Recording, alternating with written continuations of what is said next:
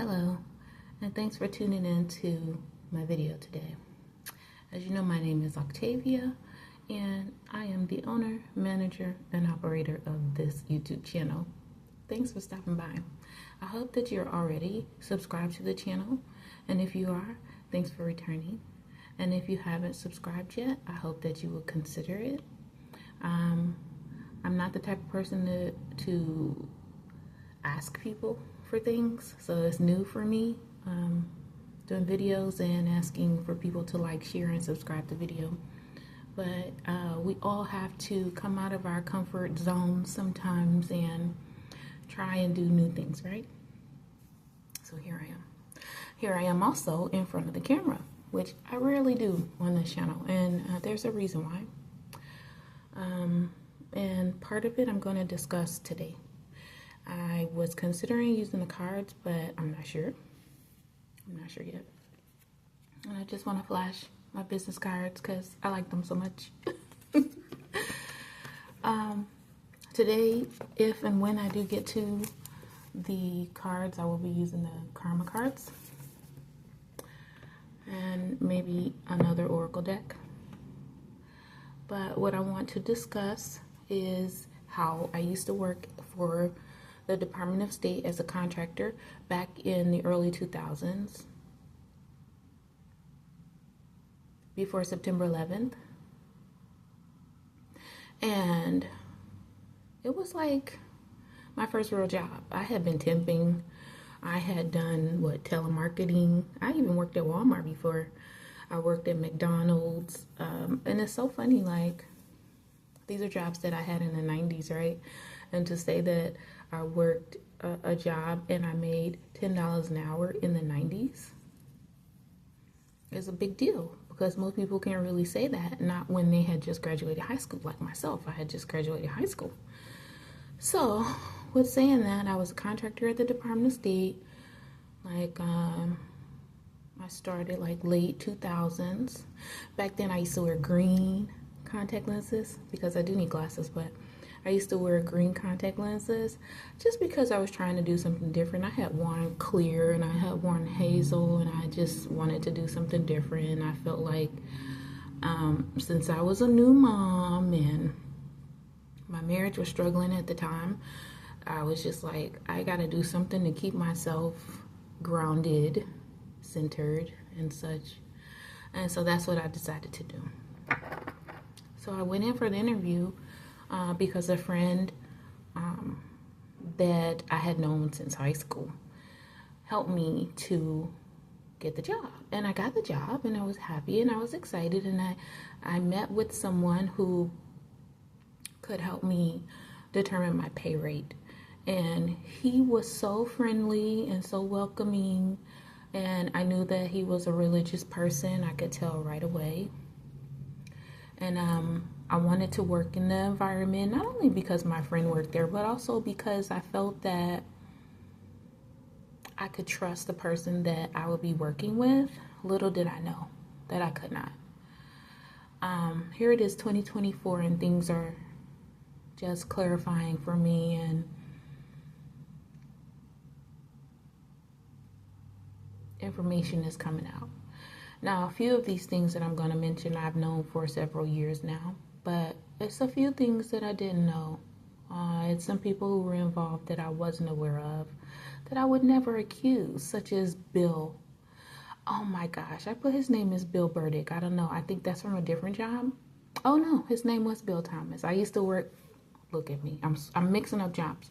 There were two Bills. I'm not talking about Bill Thomas. I'm talking about Bill Burdick. William Bill Burdick. And I don't know if I spelled it correctly. Like I said, it was 2000, so clearly 24 years ago.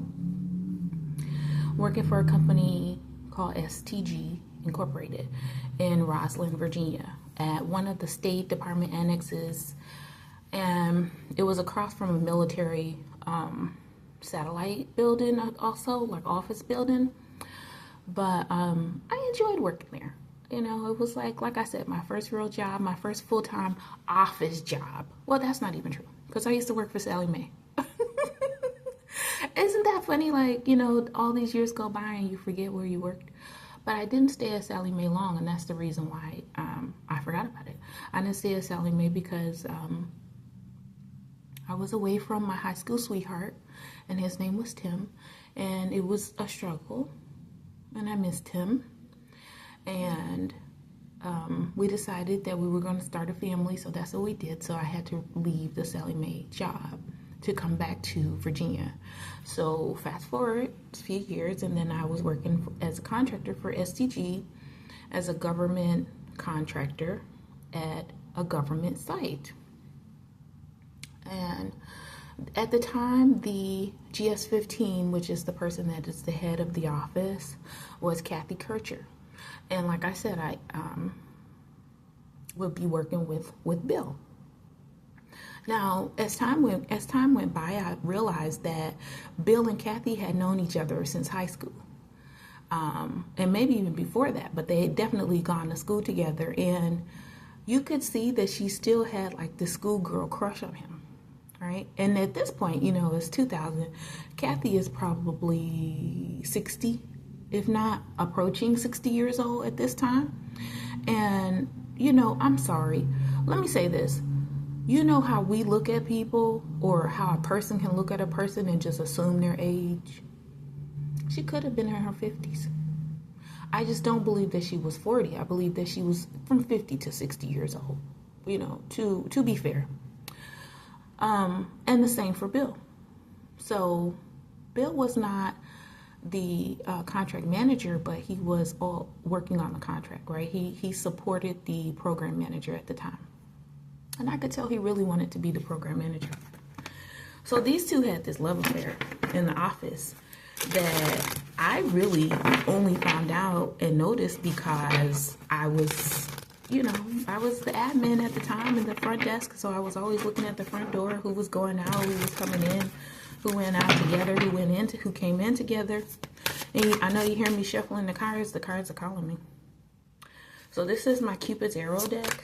So let's see if I can pull some energy on what was happening between Bill and Kathy in their secret, or maybe not so secret, workplace affair.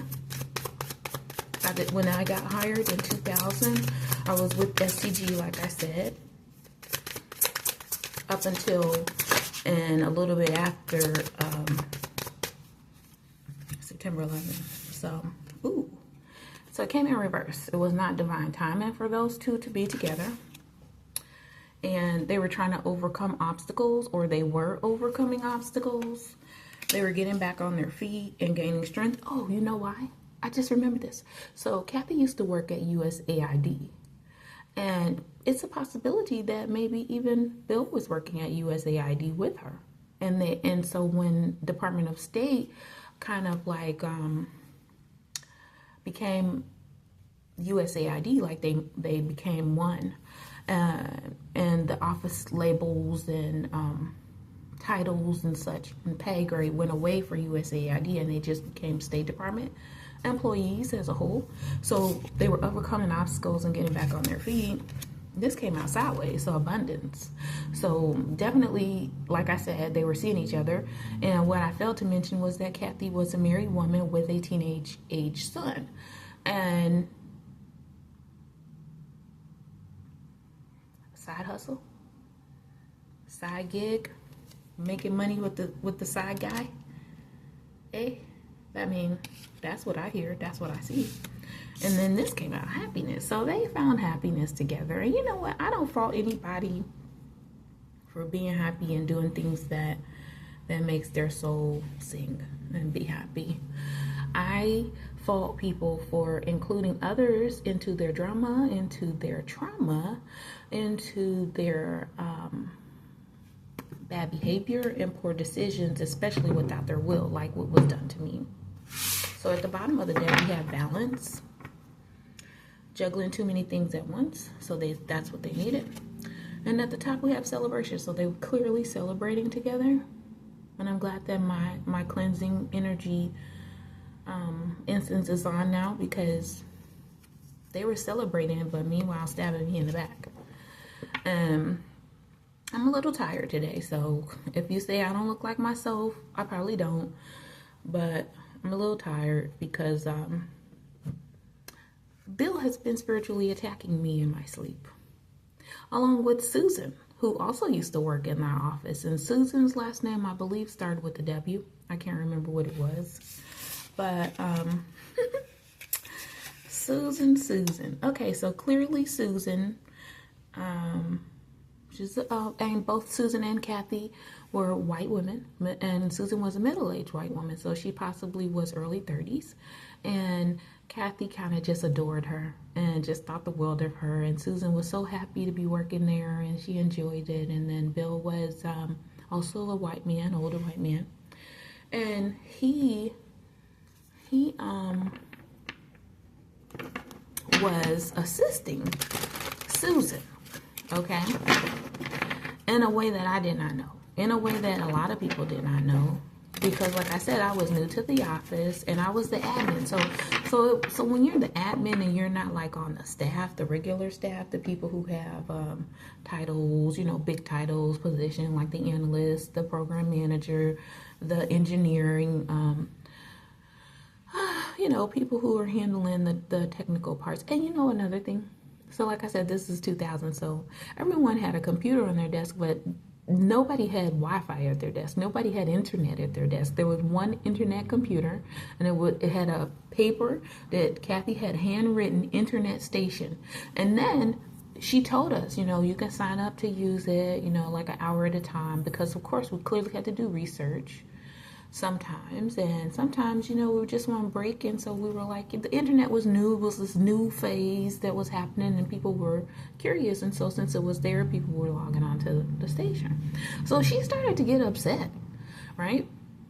And I think I had been on there maybe once, right? She started to get upset, and she put out a letter, like this little note that says, if you get on my internet, I'll get on your internet. And I was thinking, what you mean get on your internet? You don't own this internet. This is a State Department office. Like, you're not the owner. So I was thinking, what the heck's going on here? Because like I said, I had only been on it one time. So I didn't think that she was trying to say something to me or accuse me of doing something. So, I know that Kathy's son basically hated her. I mean, she would call him, he wouldn't answer. Then she would say, Octavia, call my house to talk to my son, and he would answer, and he would talk to me. And so one day I asked him, I said, you know, I don't want to pry. I said, but I know you don't like receiving these phone calls from me. Is there any reason why you can't accept the phone call when your mom calls you from her line? And he says, I can't stand that woman. Now, this was not like a 13, 14-year-old. This was a 17, 18-year-old. This young man was planning his life without his parents, and definitely without his mom. And she was curious. She wanted to know, like, what college he was applying to and where he wanted to go to school at, and, you know, if he'd be home that night, you know. And like I said, I was her admin, and of course people abuse managers abuse their admins and have them do personal work for them that we get no additional pay for and no additional recognition or rewards for. Okay, so you just do it. And I did. And I said, well, you know, I said, because I feel awkward calling you. And he was like, I feel better talking to you than her. He said, so if you don't mind, just talk to me, and I will tell you what I want to say to her, and then that's it, right? So it took me a while to realize that he didn't want her to ask him any other questions. He wanted to state what it was that he was doing, or answer the question that she wanted answered in the way that she wanted it answered, and then that was it. No more communication. Even if it was about dinner that night. Like, she had me all in her business. On top of that, this woman had me reading her emails, responding to her co-workers, her cohorts and such, about work. And so as my time progressed there, I started to have this clear understanding of her role and her responsibilities of the work that was being asked about based on, our office responsibilities and what we did and information resources management. And I was able to respond to many emails on her behalf, which she wanted me to do.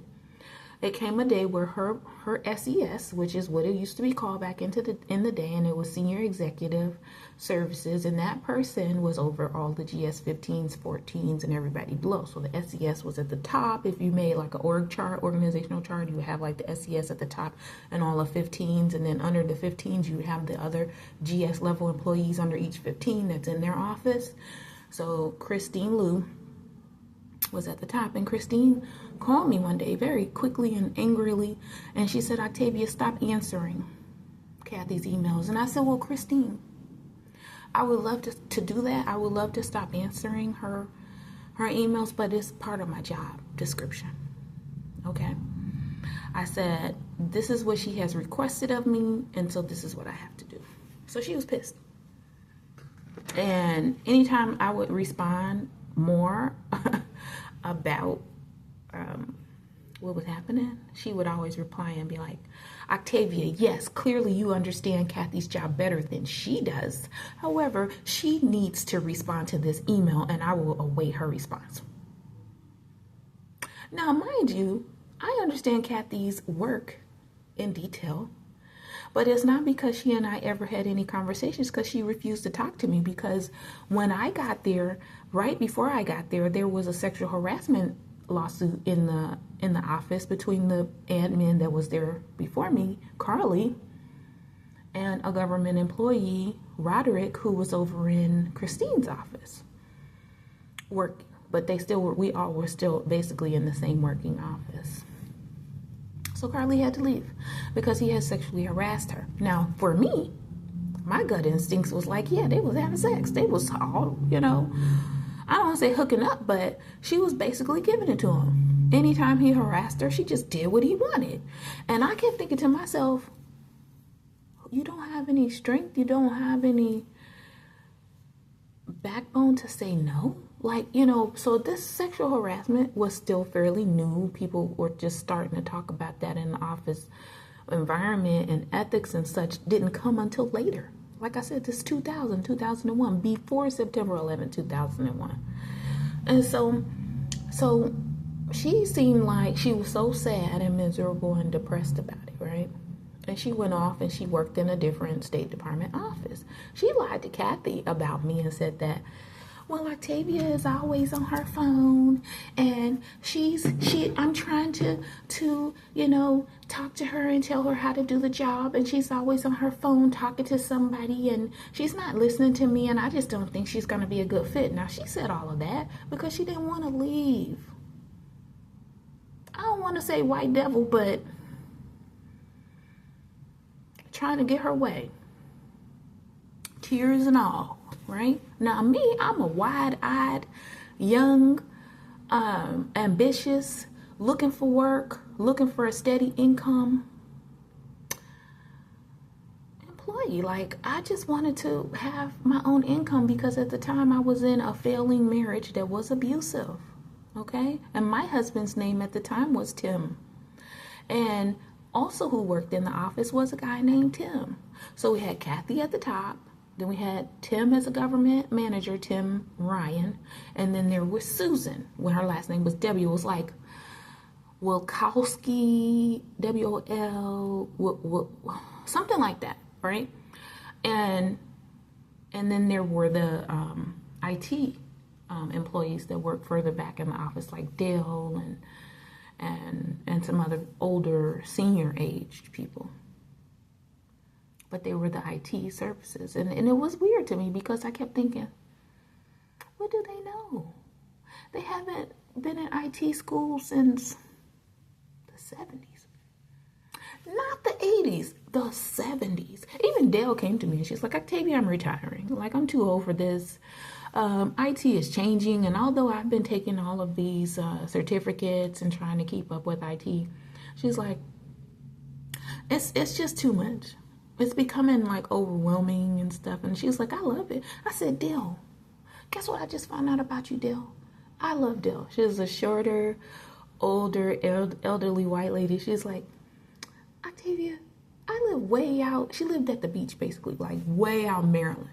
I said, Dale, how do you get all the way down here in DC every day? I said, and you leave so late. And she's like, yeah, I'm going to stop doing that. Because she was like, to hell with this SHIT. She just saw the explosion about to happen because she basically knew more than Kathy. But Kathy was the lead manager. And Tim knew more than Kathy.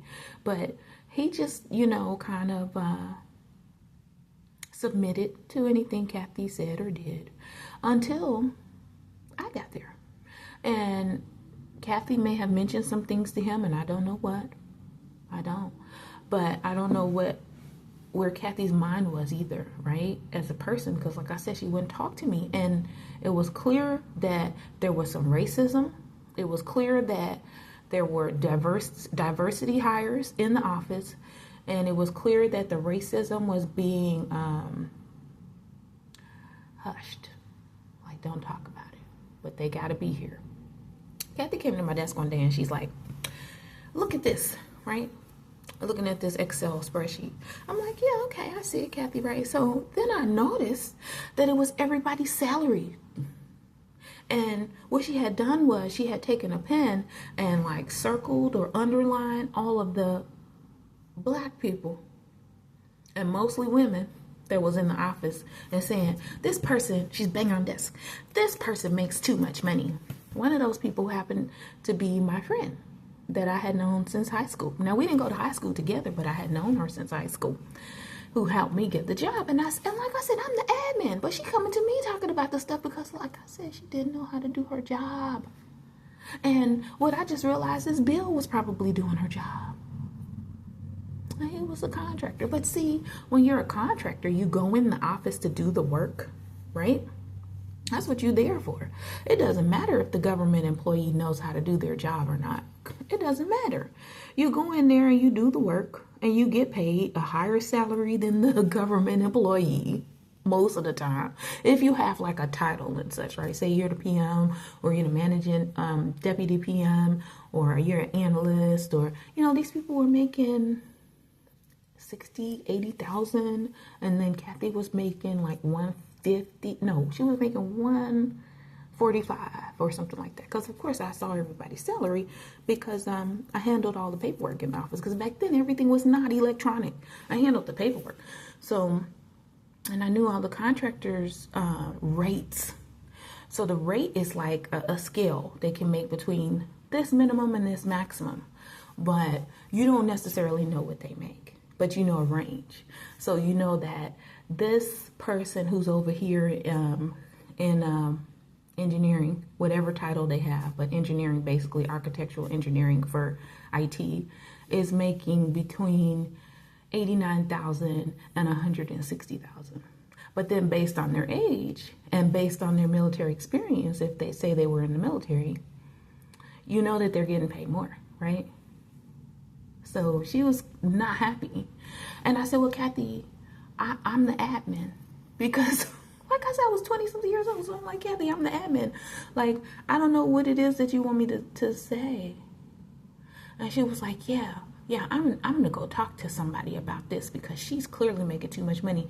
And then she came to me and she's like, well, how much are you making, Octavia? I said, nowhere near that.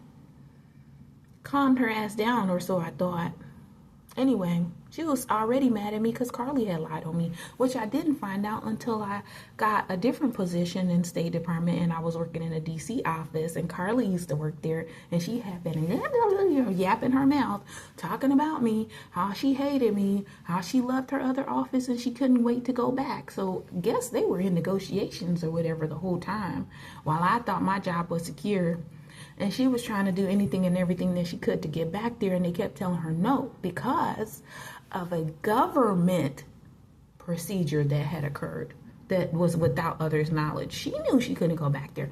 But we didn't know. Carly was mentally challenged. Carly was on lithium.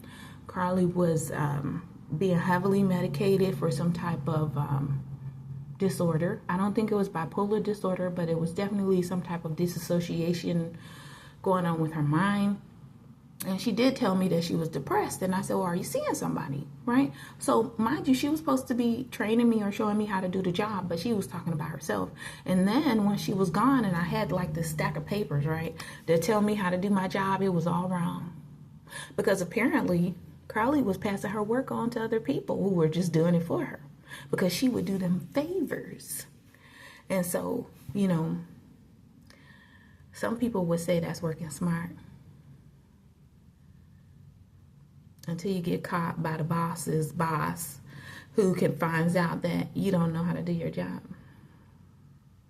That's some ugly work. So she was not allowed back. She couldn't come back. And then they moved Roderick over into our office and he began to spiritually attack me. Roderick was a very high thinking, most likely on the spectrum, but without the negatives of it. IT genius, you know, and he was very into programming and code. And he could go in a meeting and not say nothing for like 10 weeks, 11 weeks, and then, you know, get frustrated and fed up and then blurt out everybody's job and what they should do. And everyone is sitting there like, because to him, it was like everyone was beneath him in his mind. So having conversations and having meetings with all these people was a waste of his time, but he had to do it, right? That's his job. So he's like, why should I go in there and say anything? I'm not going to get paid for his job. I'm not going to be able to do their job. And there's so many other people who have rights to have some type of verbal discussion, i.e. meeting, prior to getting the work done. And well, Rob was about, I want to get the work done, right? Let's do it. So then September 11th came. September 11th came, I had just submitted my paperwork for my secret clearance. And I was being adjudicated because myself and my husband at the time, Tim, had filed for bankruptcy. And at the time, like I said, I had worked different jobs and such, but I had left the job to go be a parent, right? Because Tim was working and he wasn't handling things. And Tim felt like, I don't think that you should work because who's going to watch our kid? And I said, well, we have family members who can watch, you know, our child. Like, I understand your worry because my mother was the same way with me. I was not ready to just pass my child over to anyone to watch while I went to go to work or make income for the family. However, it's needed. And so you think about it and you plan a process to do so that your child is safe while you go to work. But he felt like, no. And then on top of that, once I got the contracting position, Tim became abusive, angry. He didn't want me to speak, didn't want me to say anything, didn't want me to ask him how his day was. One day, my friend who got me the job, came over and she found him in this rage and she called the police. And she's like, Octavia, why don't you call the police? And I was like, no, I don't want him to go to jail, you know, because I loved him more than I loved myself. We were high school sweethearts and I thought that, you know, this is who I'm going to spend the rest of my life with. I don't know what's wrong with him. We've been together since I was 15 and he waits until I'm 20 something years old to start being abusive and angry. It's something wrong. Like I could see clearly, like there's something wrong. This is not him. He doesn't act like this. He's never act like this. He's never behaved like this. And so what I didn't know at the time is that government institutions, federal institutions can do things to control your mind and affect your emotions negatively, spiritually, in your dream states. And they were definitely attacking him and making him believe that I was cheating on him. He used to say that all the time to me. You're cheating on me, you're cheating on me, you're cheating. I was like, I haven't been anywhere. Me and the baby have not left the house. What are you talking about, right? And I used to be so in my head, you know, wondering like, why does he think I'm cheating? Like, what's making him feel so insecure? And my only conclusion was that he was cheating. Or, you know, because there's emotional cheating, you know, you got your work wife, you know, you're going to lunch with somebody. I was thinking he was doing that stuff, but he was still coming home to me and our child. And so I was just like, you know, I'll deal with it. I was willing to put up with it until he started putting his, should I say, raising his hand to me. Because one thing he never did, he never punched me, and he never, you know how men throw women like against the wall or down on the ground and just hitting them or kicking them and stuff like that. It was always a slap, a shove. He didn't want to talk about it, so he just pushed me out the way. But it was abusively, like I would land into the blinds and break the blinds off the window. You know, it was forcefully, it was aggressive. It was as if I was a man and he, you know, he's fighting a man. And I used to say to him, "Is that how you treat people you love?" Because so I went to work one day and I was talking to this lady that I worked with, Jessica. She's from another country.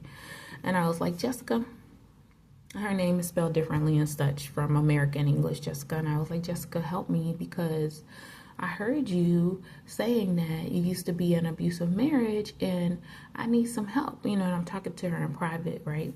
Because I was just at the point where I knew I was fed up and I knew I should leave. And we were staying at my parents' house. So he had to leave, right? And she said to me, "Octavia, the relationship was over as soon as he put his hands on you. You're talking about how do I dump him? How do I stop being in a marriage with him? And when he ended the marriage, when he put his hands on you, when he raised his hands to you as if you were another man to harm you." And I couldn't even talk no more. I'm like, bawling and crying in tears. And I said, "He keeps saying that I'm cheating on him, and all I do is come to work and go home." Now, mind you, I had really, really good friends at that time. You know, like I said, I worked with one of them, and then our other friend, we hung out and we talked on the phone every day. I mean, mind you, she was the type of girl where if she got a boyfriend, you wouldn't hear from her for a day or 2 or 5 because they in the bed for 2 or 3 or 5 days, right? But then, you know, once the rose-colored glasses came off, she called me and we'd be talking and hanging out and stuff. And so I got to the point where I understood, you know, she wants to solidify her relationship. Plus, on top of that, she kept looking at me like I had this great relationship with Tim. And I didn't ever tell them, you know, like, he's abusive. He's putting his hands on me. We're not getting along. It's not what you think. I never talked to anybody about my relationships, right? This is things that I'm learning, or I have been learning. And we all stopped being friends. And I understand why. Because like I said, the government has some involvement in people's lives to an extent that should be illegal.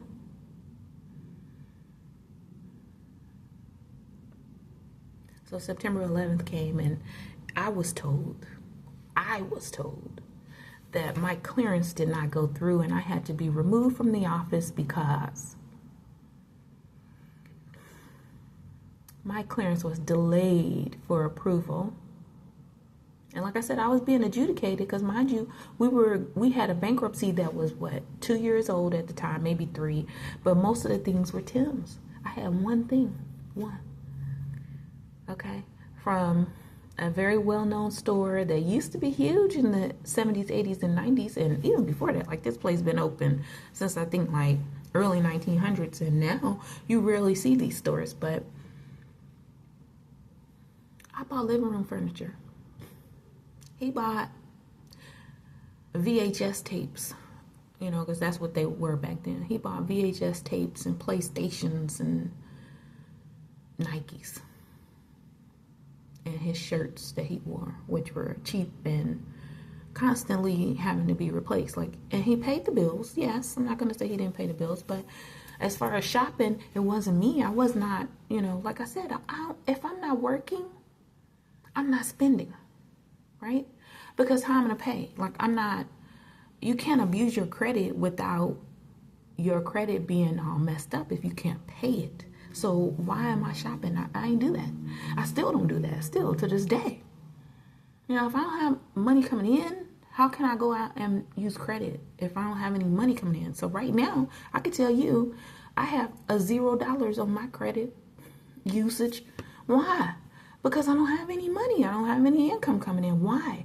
Because Timothy Wright, who used to be my husband, Timothy Ryan, who used to be the government contract manager, who worked for Kathy Kircher and worked with STG Incorporated and as well with Creative Information Technology Incorporated, CITI, at State Department as contractors, took it upon themselves to start to play in my life and manipulate my life and steal things out of things that had happened in the past in my life. This is stuff that's mind-blowing, y'all.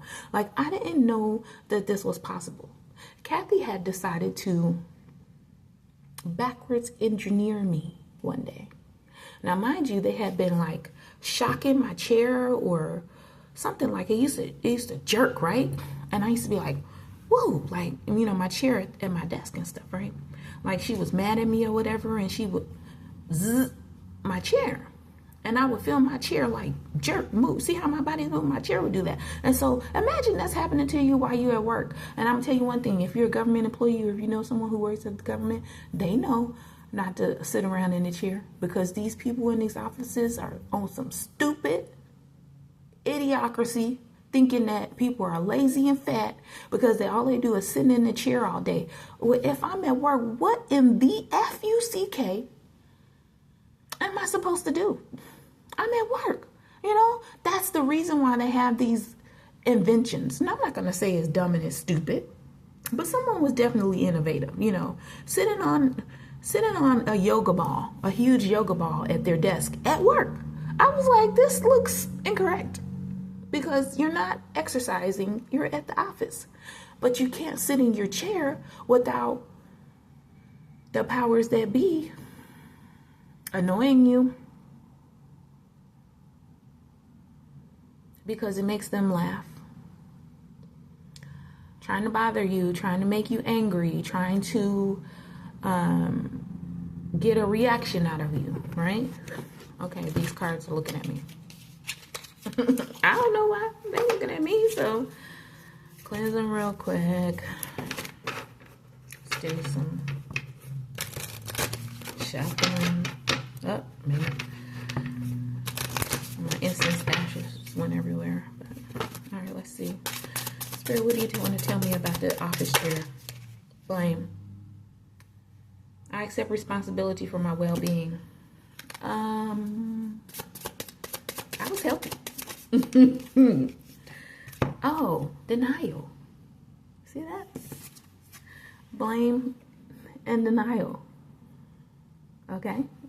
So denial says, I acknowledge my fear, but I replace it with the insight of awareness. So, you know, what they don't tell you about the government is that they work with entities and species and other things that's probably not well known. You know, we call it the shadow government today, right? So tell me anything else about this chair and that people disturbing people's chair. Oh, friendship. I understand that a friend is in my life for a reason. Okay, but the chair is not my friend. The chair is an inanimate object. At least that's what I have been taught. And then you grow up and you work in a government office and find out the chair can move on its own. And then once they realize that, oh, her chair is cool with her. Oh, okay. They steal your damn chair. Surrender. And they take it from you. And then I'm talking real talk. I used to come in looking at my desk like, no chair. Because I used to ignore the hell out of that shit. Like, why am I listening to this shit? I'm not going to pay attention. They're not going to make me leave the job. Like I said, it was a covertly racist office with white Americans who feel like everyone else is beneath them and should not make any money. So now that I'm saying this, Kathy coming to my desk talking about she's making too much money. She was in her imagination, not understanding that the cost of living today, people need to earn an income that will help them to be able to manage the things that they need and want in life and also pay the bills so that they can go to work, right? And have somewhere to live while they are working. and a car to get there, right? All these things are necessary. Oh, my goodness. Yeah. She was out of her. I'm telling you what I'm hearing. She was out of her mind. Okay? She was out of her mind. With deceit. Give me a second.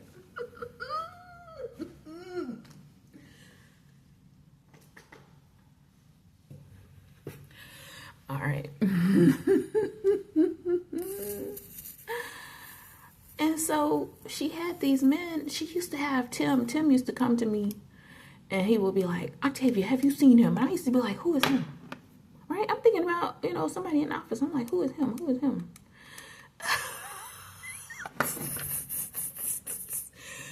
Octavia, have you seen him? Has he come by here? So then I'm starting to recognize that this man is paranoid about some masculine, because I can't tell you who the man was because I don't know. I still to this day don't know who he was talking about. I have no idea. And he kept saying, has he come by? Is he here? Have you seen him? No? Well, let me know if you've seen him, right? Then I started realizing one day when I was at work, when Tim would walk in, I used to be like, was he in my dreams last night? Right? But see how the smoke is going by in front of my face? It was like the dream where I would see that, you know, Tim in the office, not Tim who was my husband at the time. It was like it wasn't ever clear, right? And then one day, so we got the office remodeled, right? And I asked for the boxes, right? Because I wasn't making a lot of money, like 30-some thousand. And I had 2 kids. And so I was like, can I have some of these boxes? And Tim was like, well, you have to ask Kathy. I said, okay, because we were unpacking and moving back into the office. Everything had been redone and stuff. And I said, well, I'll ask Kathy. Like you said, I was like, it's no problem. So, like I said, Kathy didn't like me, and I knew it. I didn't know why. But, you know, I still continue to be my cordial, respectful of elders self, because that's how I was raised. So I went to Kathy maybe 2 or 3 days later to ask her, and she told me to send her an email. So I sent her an email. She came to my desk when she read the email. It was like a few days later, because she hated to read emails. Octavia, leaning over my desk. Octavia, what do you need the boxes for? You know, looking at me all judgmentally. And I said, oh, Kathy, I'm moving. I said, I just need something to pack up in so I can move. I said, I don't have a lot of stuff. I don't need many of the boxes, just a few. And, okay, camera. And she said to me, oh, she said, I don't think it'd be a problem. She was like, I'm going to ask Christine, but I think it's okay, right? Christine called me. Well, Christine's admin called me, Mamie. Mamie said, Octavia, you need some boxes? I said, yeah. I said, dang, Mamie, how you know?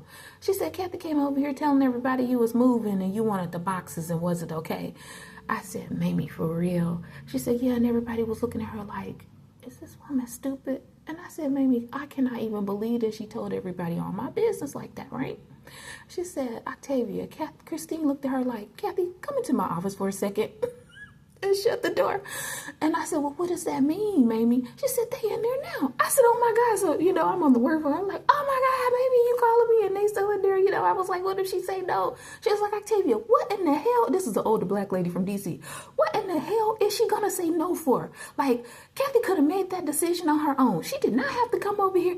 So I said, so you telling me I'm going to get the boxes? Because it's like we had to buy all of these boxes from the moving company to pack, and it was my responsibility to pack up the office. So I made sure that I did it very neatly, right? Because I kept thinking, oh, I need this box. I got to move. Now, guess why I had to move? Because my stepmother at the time, my dad had remarried after he divorced my mom. He remarried years later. And my stepmother, whom I've been knowing since I was 8.5 years old, 9 years old, was like, Tay, I think you need to move. You need to find somewhere else to live. And I said, really? I said, now she didn't have no problem with me and my girls being there when Tim was there. But then when I separated from Tim, because I had separated from Tim, and this time it's like a month, she's like, yeah, you need to move. And I was like, is it because me and Tim were fighting? And she said, you and Tim were fighting? Is that why I haven't seen him? So I had this whole conversation with my dad. And I had told him, me and Tim, we broke up. I got the key back from the door. He's not allowed in the house. We're broken up, and he's been putting his hands on me, right? He's been abusive. We've had a domestically violent relationship, and I don't want to be in that anymore. So I'm thinking my dad told my stepmom this, right? I'm not in a relationship, and like I said, I had just moved back in, right? So he didn't tell her nothing, not one damn thing. So I'm looking at my stepmom like, that thinking emoji. So I was like, okay, maybe my dad doesn't want her to know. So I didn't go into detail, and I was just like, yeah, we broke up. She was like, no, Tay, no, I'm so sorry to hear that. She's like, goes into this rant about her mother keep telling her to stay with my dad and don't break up. The children need their two parents together and blah, blah. I said, Aretha, it's hot today, y'all, so I'm in my loungewear.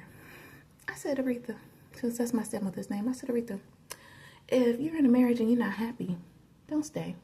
I said, now I know my dad ain't putting his hands on you, but if you're not happy, that's going to make you sick, because the unhappiness is going to fill up on the inside. It got to go somewhere, right?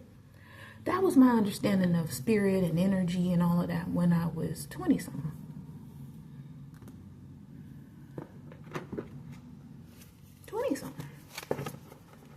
And I've always been the person that, let me say this. I'm from Chicago. I am from the inner city, the hood in Chicago, right? But we always lived in brand new buildings. We always had brand new appliances, right? We always had neighbors who were working but still low income because, they hate to pay us black women, right? Black women, right? Or should I say white man and white woman? How you just hate to pay the black woman? So my stepmother staying in this relationship because her mama telling her to. Oh, look at this. Now this is a mess I ain't even know. I just wanted to pull one card because I don't have their permission, so I'm not gonna do nothing else. But I'm so proud that I got this divine counterpart. My dad and my stepmom meant to be together, but it's not a divine connection sent to them from their angels. I want to cry.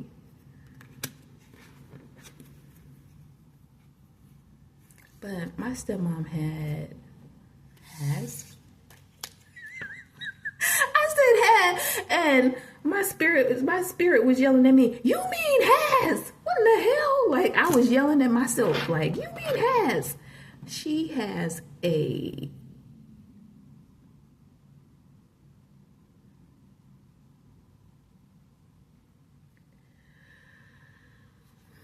I don't care. So I'm just going to say it. It's a disposition. And when I tell you it's a disposition, it's on the negative side. It's a harsh, she's a glass empty type person. There we go. The water that's halfway in she's a glass half empty type person. And that's how she sees things. And it's probably based on her growing up in the inner city in Chicago as well, and just how she views stuff, right?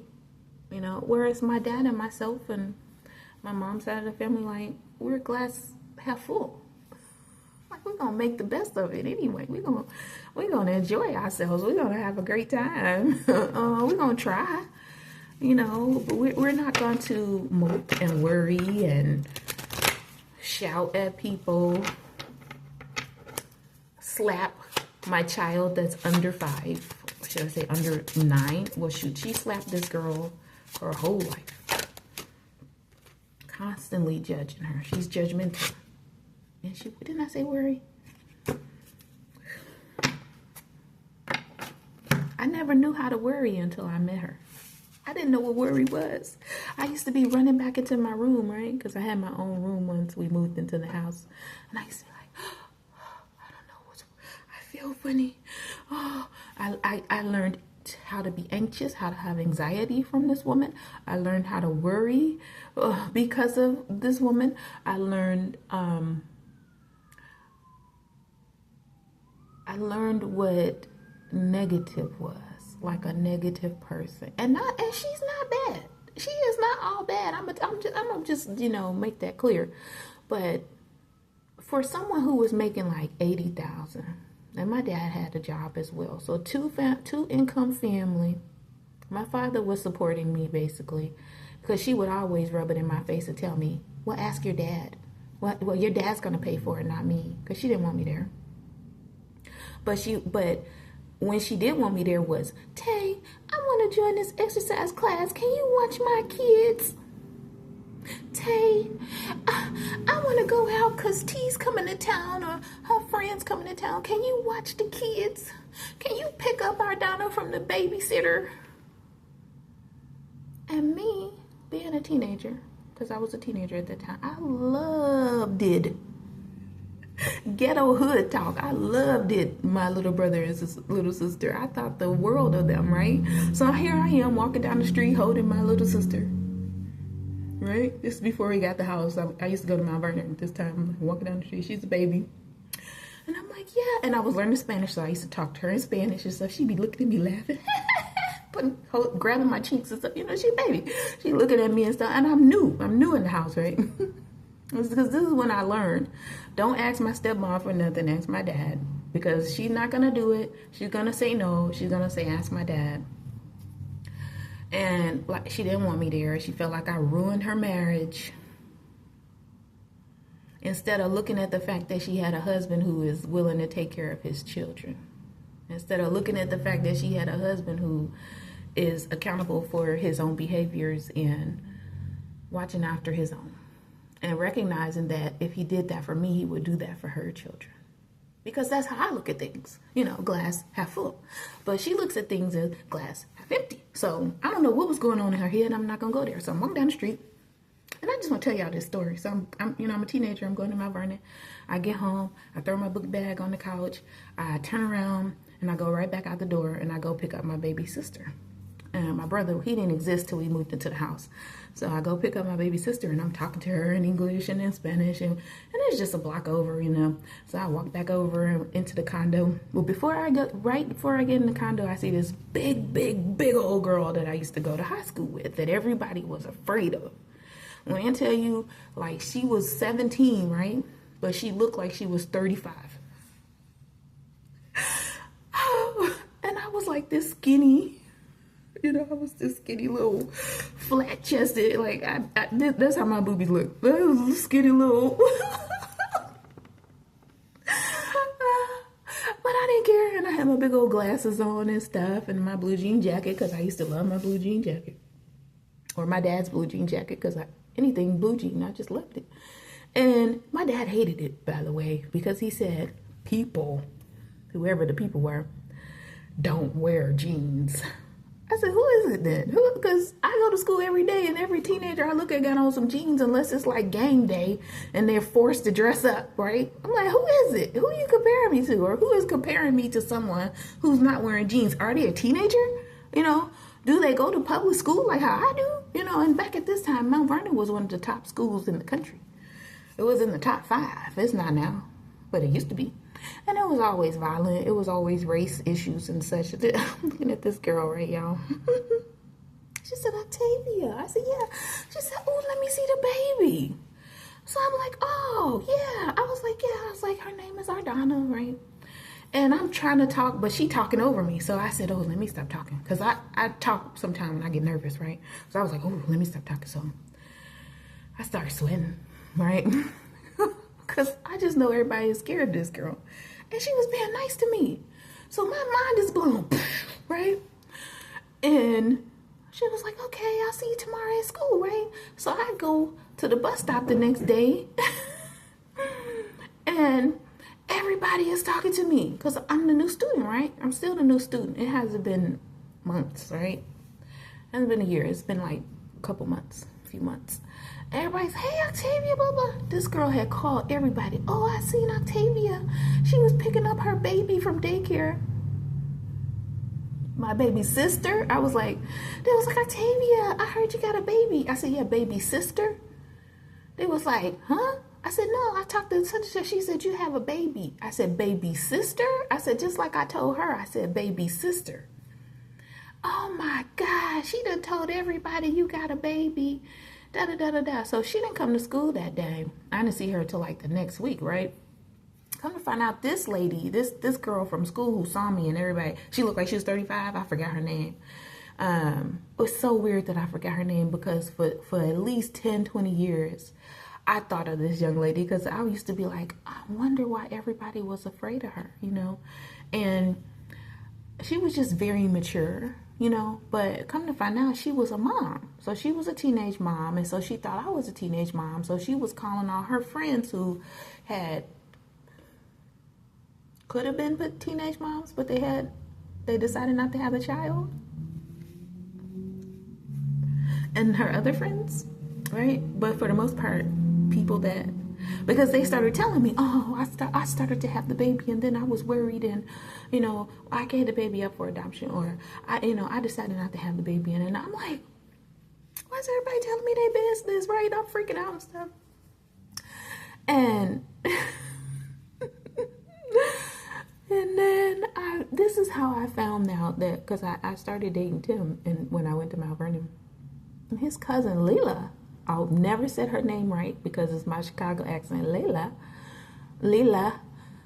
went to Mount Vernon with me, and she was like, Dad, he not gonna want her. Looking at me, right? Talking about my appearance. I just didn't know what. And so I used to think, what is it, my glasses, you know? He not gonna want her. And so I asked her one day, and I said, well, you know, Layla, I said, you know Tim? And she said, Tim who? She was thinking some Tim that went in Mount Vernon. I didn't even know there was a Tim went in Mount Vernon. I was like, no. I said, right. She said, my cousin Tim, right? Timmy? Little Timmy? I said, yeah. I said, he's my boyfriend. Y'all, when I tell you her spirit jumped out her body, jumped back in her body, jumped out her body, rolled on the floor, just some jumping jacks, flip-flopped, and went back into her body, and because she was sending her like, looking at me like, you're beneath me. Why would he date you and not me? So that's when I first realized that, you know, light-skinned guys was in back then.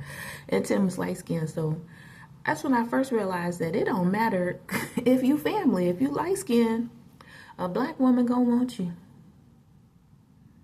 So light-skinned men don't ever have to be alone. I'm just gonna put it out there. That's my understanding as a black woman. Because she wanted her own cousin. He not gonna want her. I ain't putting no cards on that shit. You know, incest shit. Who knows what's happening in people's families, right? We don't know. We don't know. You know, shit. I know what happens in my family, or has happened in my family. But anyway, moving on. Do you know this young lady at the school telling people that I had a kid never went away? I used to have to tell guys, I am a virgin, because I was. I am a virgin. And they wouldn't believe me because I had a butt, right? But I was like, I'm black. I don't understand why you think I'm not supposed to have a butt, right? I'm nice to tell them. I used to be like, I'm from Chicago. Like, does that help you understand why I have a butt? Like, it ain't many women in Chicago that don't have a butt. Like, we got curves and we got butts. Like, we got the hips and we got butts. We got one or the other. It's some butt. It ain't going to be flat. Definitely ain't going to be flat. And I had a butt. And I got a butt today. It ain't never going away. So, you know, and then the rumor started where all the boys were like, I slept with her. I went on a date with her. She did this to me. We did this together. I was a virgin when I went to Mount Vernon. Can I say it again? I was a virgin when I went to Mount Vernon High School until one spring break when I met one.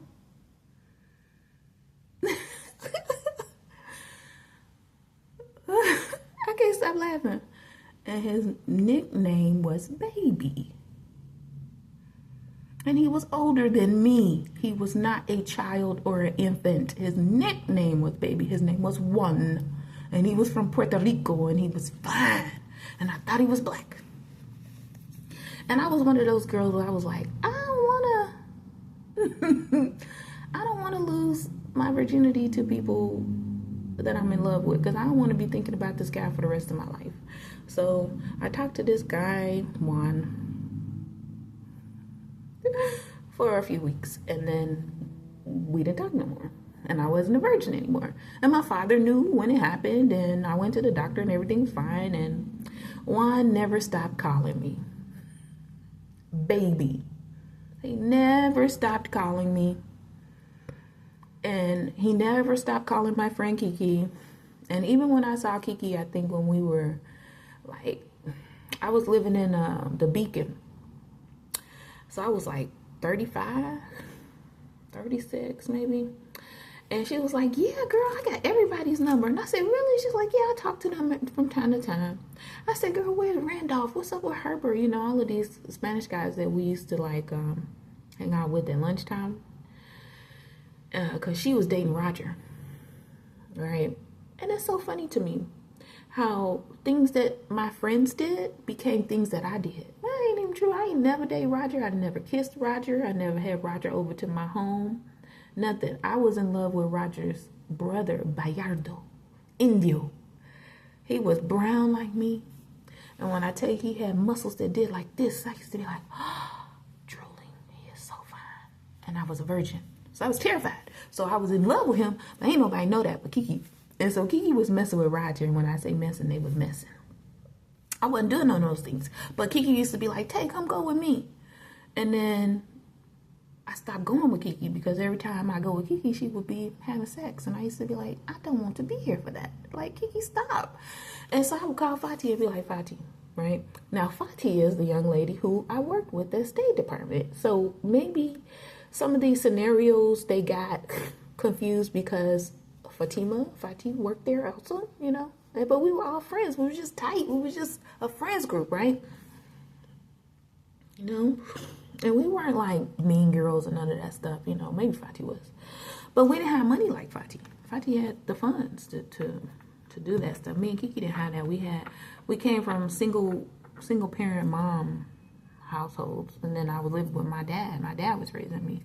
My stepmom was like, I'm here, but, you know, ask your dad. And that changed, you know, somewhat. That changed. But so anyway, I got the boxes and I bought me a house.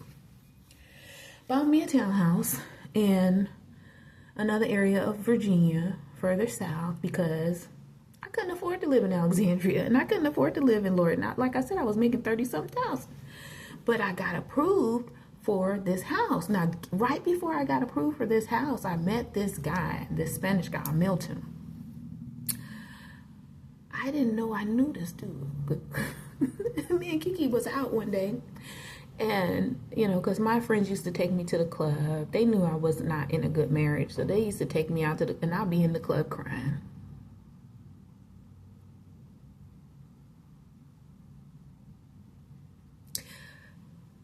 Yeah. And I still want to cry about it. Because when I say I loved him, I loved him. And he just threw our relationship away. And we both love God, and I thought that our love for God would be strong enough to get us through, and it didn't. So like I said, bought me a house, bought me a townhouse, and me and the kids moved out, and I got the boxes from work to move into the house. Now what I did was I knew not to let those boxes linger in my house. I got the stuff, I even poured the stuff out the box just so that I could tear the box up and get it out of my house, right? Because Kathy was so mad about it, and I know energies transfer. Now, mind you, I might not have had the words to say that then, but I had the knowledge. I had the awareness of spirit, of the universe, of nature, Mother Gaia. I've always had that, you know. I've always had that.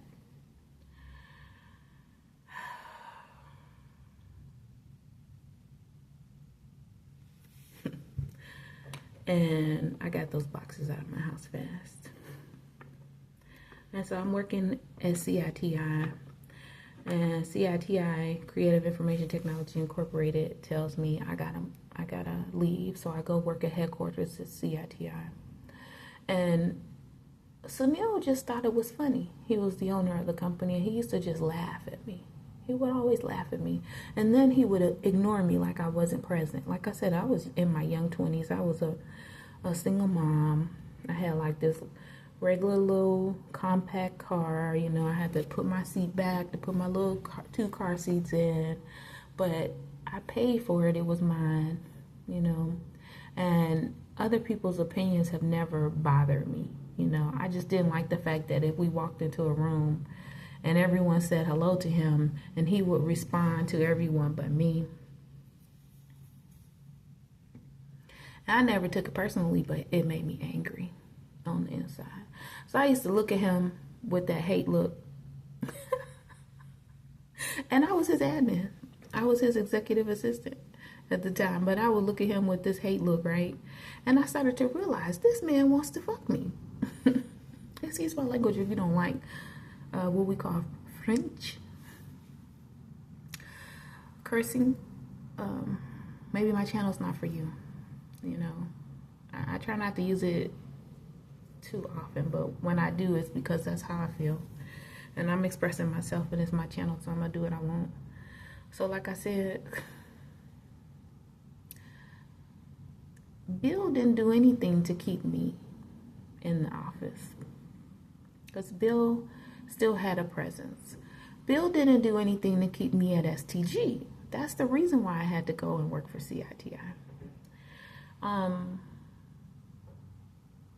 It affected me because of how I looked at him, how I viewed him, how I was raised, and how I value my religious beliefs at the time. And knowing that he was a religious Mormon man, I thought, you know how you learn as you grow, right? You learn as you age and you get older. I learned that some people's religion is just a front. So I learned that someone was being paid when we were at STG, someone was being paid over $100,000 a year on our contract who did not belong on our contract, who never stepped a foot ever into our office, and who had never submitted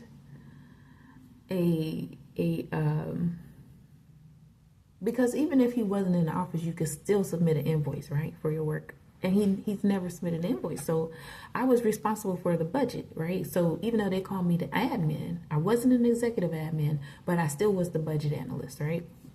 So I'm doing everybody's budget, right? Like I said, I knew everybody's rates, and I did all those things, the accounting stuff at the office. So when I informed Kathy that I found an additional $100,000, because she came to me and she said, "What is this?" She said, "This is not adding up."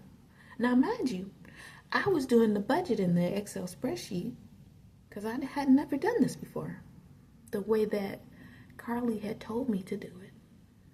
And I never checked the Excel calculations until Kathy brought it to my attention. I immediately went to Bill. I said, "Bill, Kathy is saying that there is a miscalculation here, and there's $100,000 over the budget." Bill's like, rolls his chair back, crosses his legs. "Octavia, I guess I'm gonna have to just look into it." I said, "Okay." So he rolls back over to his desk, and I said, before I left, I said, "So does that mean that you want me to calculate this and see where the missing money is at?" He was like, "Yes, do your job." Set up. I wish I had a bell right now, not Taco Bell. I would be like, ding, ding, ding, ding, ding, ding, ding. Set up, set up, set up. Bill freaking knew. Carly didn't know how to do nothing. He wrote it out and sent it to her, or he wrote it out and had her put it in there. That's how tight these cohorts, they went to the same Mormon temple. He got her the job. So now she gone, and it's my black ass there to be the scapegoat, the culprit of it. How in the heck are you going to make me the culprit of missing and mismanaged funds. I just got here. It has not been a year. It has not been but a few months, right? So I'm calculating everybody's stuff with the calculator outside of the computer, because the computer keeps telling me the same thing, and I didn't know why. I said, it's Excel. This is supposed to be calculating. You know, I'm highlighting it, clicking, making it add, making it calculate. Bill and Carly smarter than the average. Not Carly, Bill. That's why I said he knew, and so did the guy who he worked for, the PM for STG. He knew. They freaking knew. I ain't no fool. You know? I ain't no fool. I knew what they was doing. I knew what they was doing, and I knew what they did. And stay out of my chair. Okay? Okay. Yeah. I calculated it up, and it came to the correct amount. Kathy's like, what? She's like, I'm coming over there. I'm going to schedule 30, 40 minutes on my calendar, and you're going to calculate all this up for me and show me how you got to the right answer. I said, okay. She said, is it on the computer? I said, no. Right? I said, I don't know what's wrong with this document, but something's wrong with this document. I said, I can make a new document. So that's what I did. But anyway, I did that later. I didn't want to do that. I wanted to use the spreadsheet she gave me. So something told me, well, first I couldn't do that, right? So I got up and I went and told Bill, Bill, I am meeting with Kathy, right? I'm like, Bill, I'm meeting with Kathy. I'm telling her right now, you know, and at the start of our meeting, it's about to start, how I came up with the correct amount. He was like, you did. He's looking at me grinning and smiling and stuff, right? I said, yes, but she wants to use this as the new document. He said, okay. Sitting in his office in the dark, right? Like he always did, him and that guy. I said, okay, ain't no big deal, whatever. You know, of course he was trying to make it seem like the PM did it, not him, right? But who was still left in the office? Bill, not the PM. You can't call people geniuses for doing sneaky, underhanded stuff. You can't call people geniuses for being able to do things that their religion taught them or enables them to do, when they misuse it and they abuse it and they choose to act devilish or they choose to commit crimes. That's not being a genius. But hey, he could call himself that, right?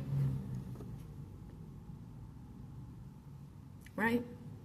I could call myself the President of the United States of America if I wanted to. That don't mean it's true. Right?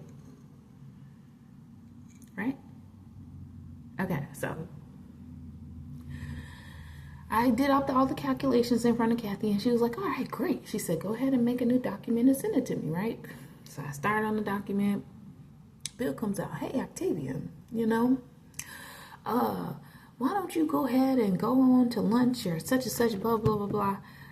And I'm young and new to working in the business office environment. Not young and dumb, just young and new to having an official position and working in a business office environment. Now, mind you, my mother worked in a business office environment while I was growing up, but I would be there, but I ain't had no work to do, right? You know, I just help my mom do stuff.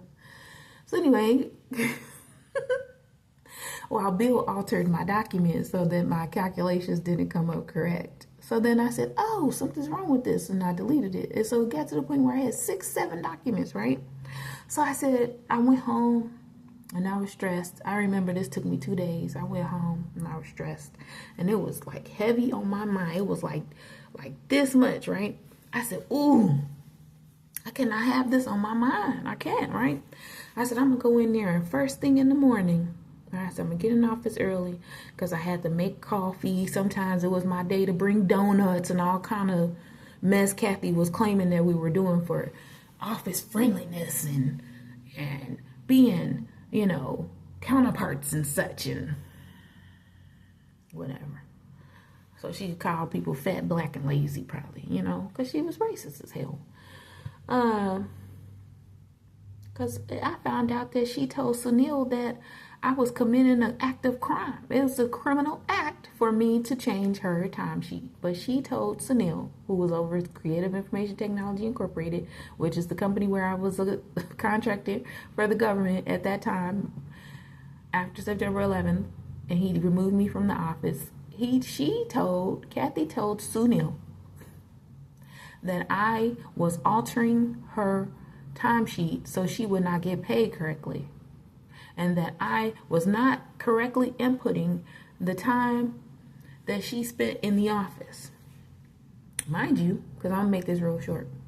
Mind you, because I was gonna put this on a whole nother channel. And I still might, but you all, Kathy submits the paper that says, okay, I work this day, this day, this day. Timesheets and requests for times off, right? I inserted into a calendar. The calendar is seen by her SES over in her office.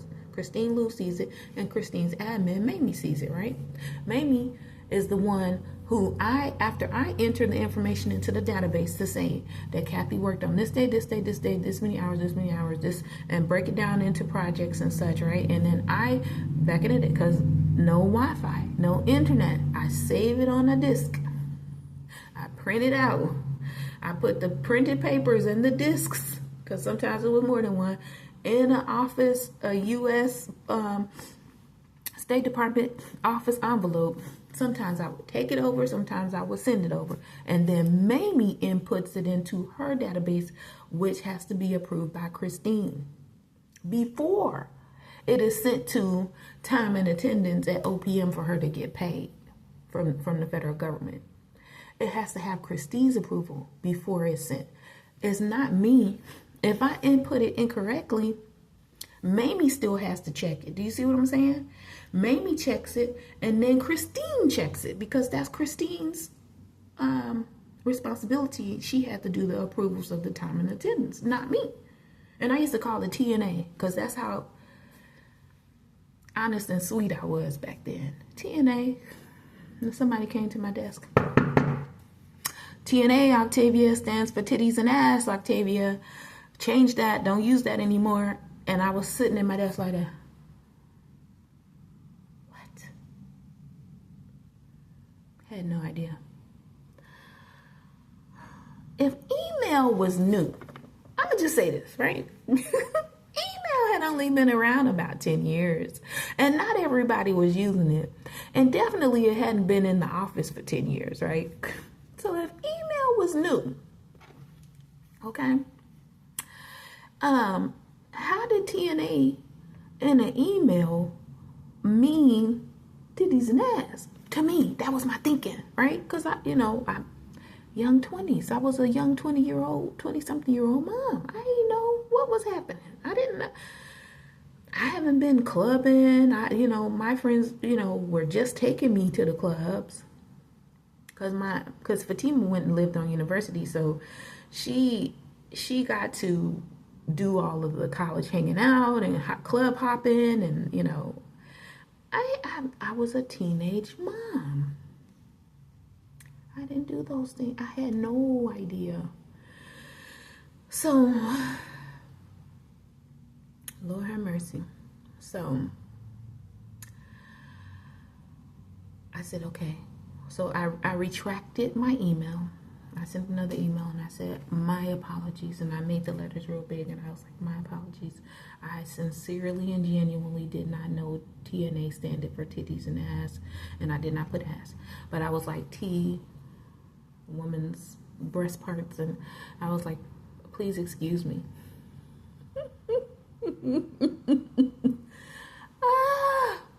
That's how young I was, guys. I wasn't 19. I wasn't 20.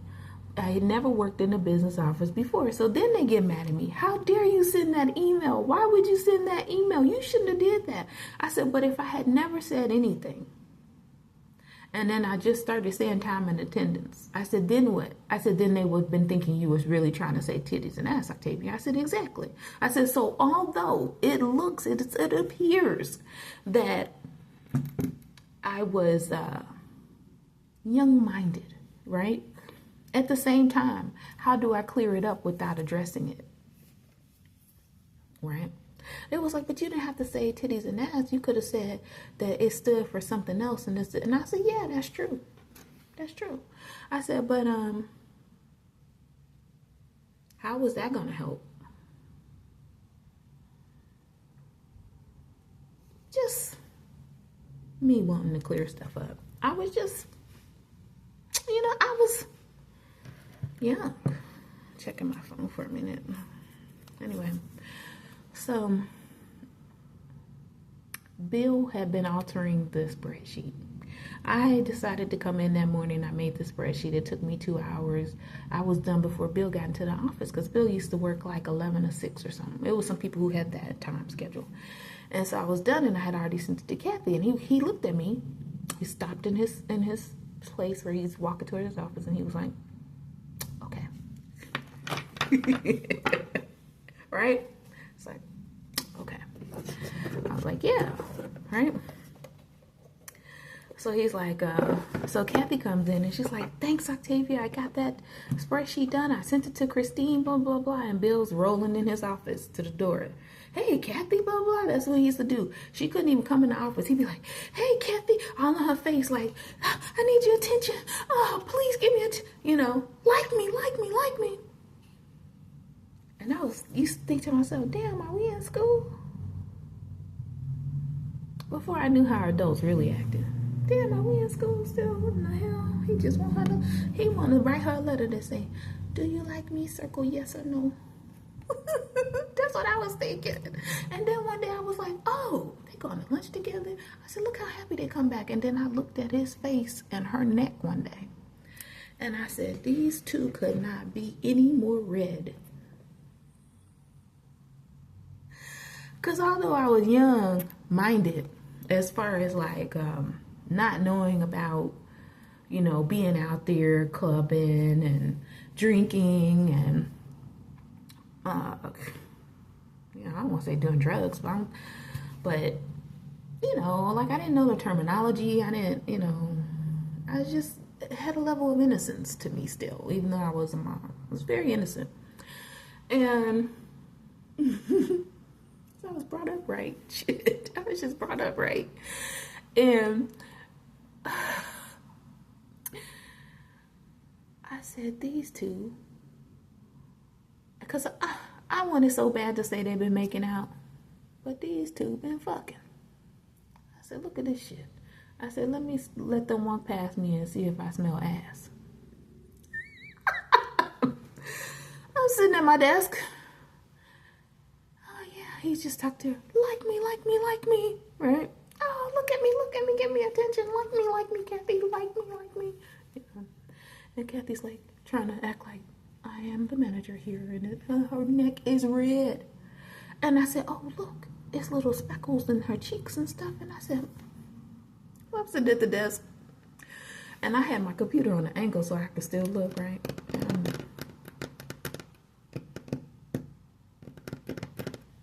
Up the phone like I'm oh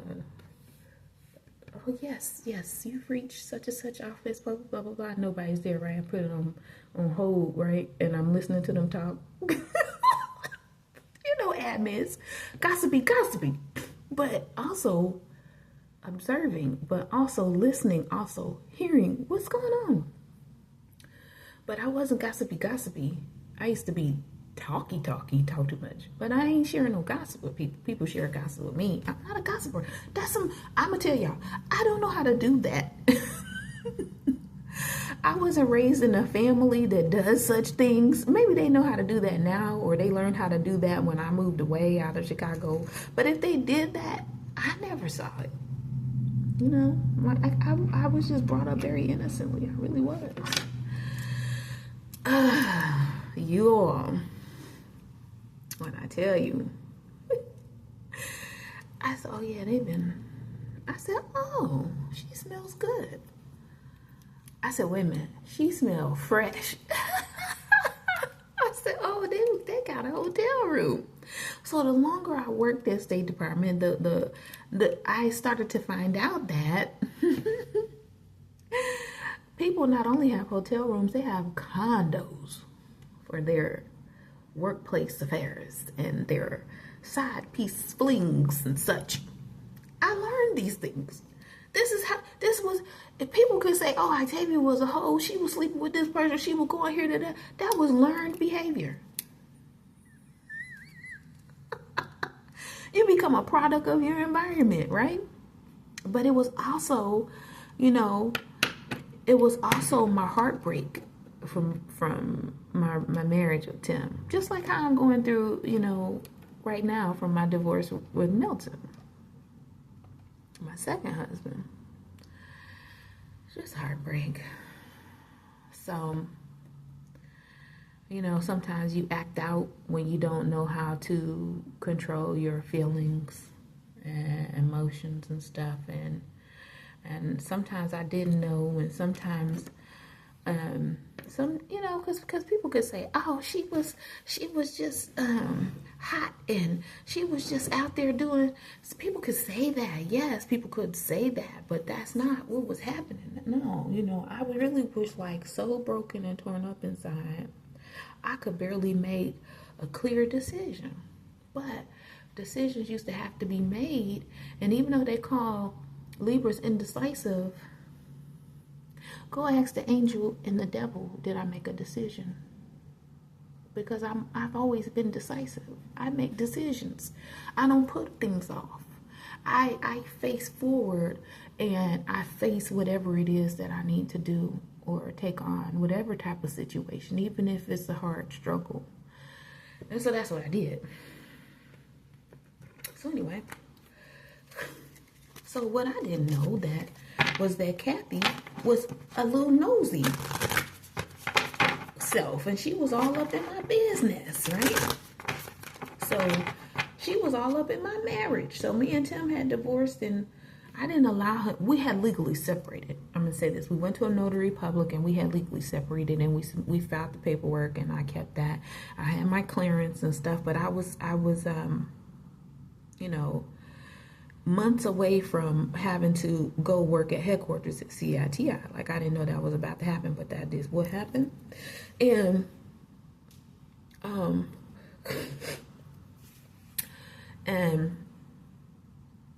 Kathy was all up in the purchase of my townhouse. She was like, oh, you're talking to a realtor. So I'm like, what the hell, right? Because I didn't know that she could be on her phone in her office and click and listen to what I was talking about on my phone at my desk, all the way out front of the office, right? And they get away with that and read my emails and anything else I did on my computer, right? Because it's a government computer. But like I said, it was no Wi-Fi, so I wasn't doing anything. Like, I didn't have a Facebook then. I didn't even know it existed. Like, you had to be in college to have Facebook. So Facebook back then, y'all, you had to be invited. You had to either be on a college campus and you can get a Facebook, or you had to be invited. And I hadn't been invited, and I wasn't on. And I had internet in my house, but days would go by. I ain't use it. Like, it wasn't like how it is today back then, where everybody uses the internet at least an hour every day. No use at all. For days, months, weeks, I didn't care. So now I was like, you know what? I'm gonna buy me a computer. I bought me a computer. And Kathy just had paid a hacker to come in my house while I wasn't there and hacked my computer. So any and everything that I did on my computer, she was getting it at her work computer. Because this is before laptops, y'all. So she was all in my business. And so then when I had cell phone contracts, Kathy was all in my cell phone. Not me. But what I didn't know, because I didn't know that then, but she would say little stuff, and I used to be like, she all in my business, damn. I used to be like, Fati running her mouth, so I used to be like, okay, when I get a chance, I'm going to talk to Fati and be like, Fati, did you tell? Because we didn't know. We was young in our 20s, right? Fati's younger than I am.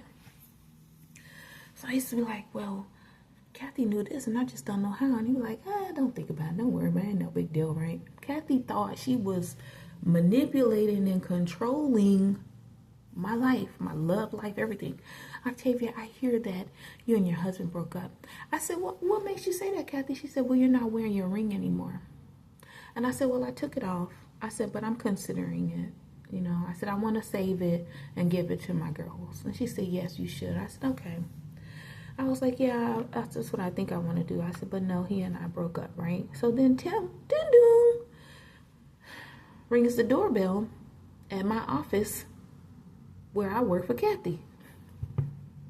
And he has 10 dozen long stem red roses. And my heart about jumped out of my body and I almost died because I thought he was coming to kill me. I didn't blink when I said that. I thought he was, you know how husbands used to murder their wives or their wife was leaving them and they would go to their job and murder them? I thought he was coming to take my life. I didn't know he had a box or whatever, and I didn't care about the box. I was like, he about to blow my head off. He about to kill me. And my heart was the whole time. And Kathy walks in. Oh, hi, Octavia. Putting on all these airs and stuff. Oh, hi, who is this, Octavia? Who is this? And I said, oh, well, this is Tim. And he was like, her husband. Nice to meet you, blah, blah, blah. And I was like, I just looked at her because she knew. And so he left. He wanted to take me out to lunch, and I told him no. I declined. And I thanked him, and I had a huge smile when he left, you know, and I was like, thank you so much. And yes, I was working in a government building on the side of the building that was not secured because there was no top secret information. Everything that went on in our office was secret and below.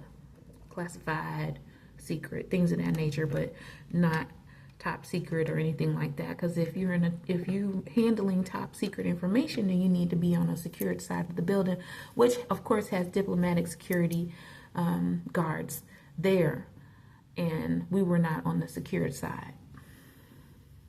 So the building was basically like split in half, and it's so weird because like if I had to go to the secured side or handle secured information, I would have to take the elevator downstairs, come out, walk around to the other side, still in the same building, go through security, you know, show them my badge, show them my ID, you know, things that you do in an office, not security guards in a home, right? You know.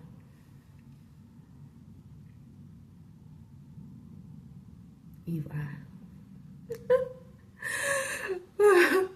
And then go and handle the secure information, go up the elevator and handle secure information, and then go back to the unsecured side and go to my side, right? So that's what I was doing. And the spreadsheet. I still want you to find out, it's Kathy. I still want you to find out why that other spreadsheet was showing $100,000 overages. I said, okay. I said, I could do that today. And she said, and? I said, yes. Because I'm thinking we're talking about work. She says, I hope that you made up with your husband and you got back together. I said, no, Kathy. No. I said, we're getting a divorce. She pissed. Redness. Octavia, why are you getting upset with him? Blah, blah, blah, blah, blah, da, da, da, right? Kathy, our relationship is over. And I just don't feel comfortable discussing this with you. Because my manager, my government manager, I'm not a government employee. I'm a contractor. And she's a government manager. I don't feel comfortable discussing my personal life with you. And she a racist, and she don't talk to me any other time. She can't stand talking to me. It's always attitude. Send me an email, blah, blah. And then, you know, acting like I don't know that she's blaming me about this timesheet stuff. But Kathy, let me say this.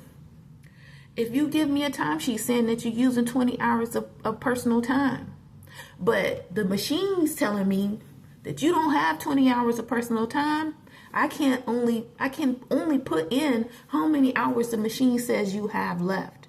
It's still a database. The database is holding and calculating the stuff, not me. Even though you said you used 20 hours, Kathy, I can only input this many hours. She has the emails. The government has the emails. I ain't lying on her. Everything that I couldn't do based off of the timesheets that she gave me and the PTO request that she gave me, I sent back to her written in an email. I knew that much, so you can't call me young-minded. I just wasn't loose-minded. I wasn't gutter-minded. Okay? That's what I'm going to say. And like I said, I didn't do the approval and send it for payment anyway. It had to go through Mamie and Christine. So it still was 2 other people.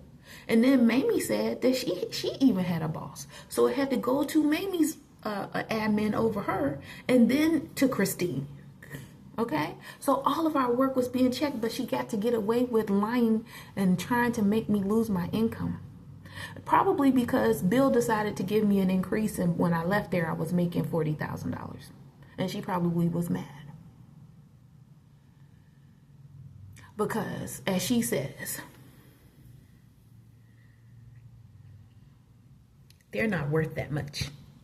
They're not worth that. They're not worth that much money to the black people on the list. So I guess I wasn't worth $40,000 a year to her in 2001.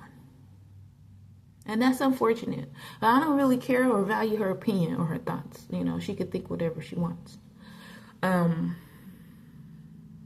going to say this. I moved on from that office and I went to go work in another State Department office for 6 years.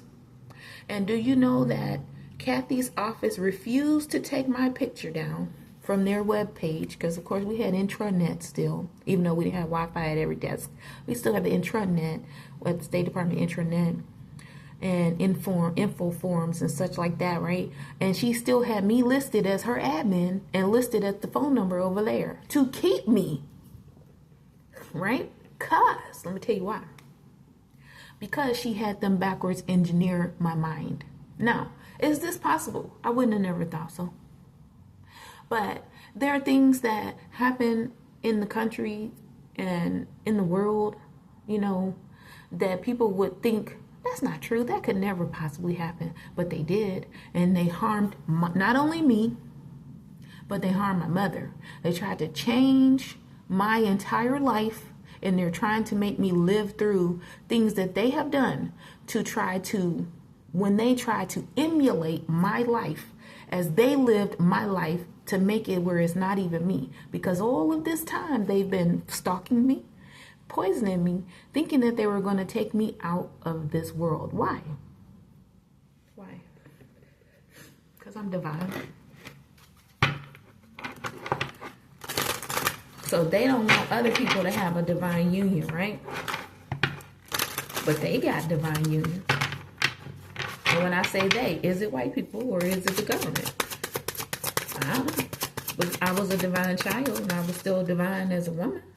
Oh, Lord, y'all, I'm working with the deck upside down. But anyway, let me turn that right and reshuffle. I got 7 of Swords, yeah. Because they were trying to steal and lie and be deceitful about me, about my entire life. They stole from me and they stole from my mother. You know, because my mother, yeah, who did it? The fool. The fool did it. I don't know who this fool is, but they either work for the government or they have some type of high, I don't know why I hear standard. I was going to say position. They got some type of high standards or something like that about who should be in love with whom based off of what? Based off of wish. So I'm gonna put it to you like this. So it's people out there in the world, they don't pray for things. They wish for things, right? They wish for things, and they wanted to do that and then compete or cause some type of confusion and chaos. Give me a second.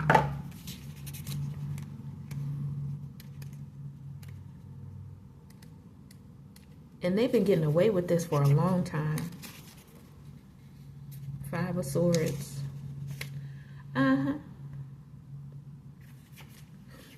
They were supposed to be cutting their losses and letting go.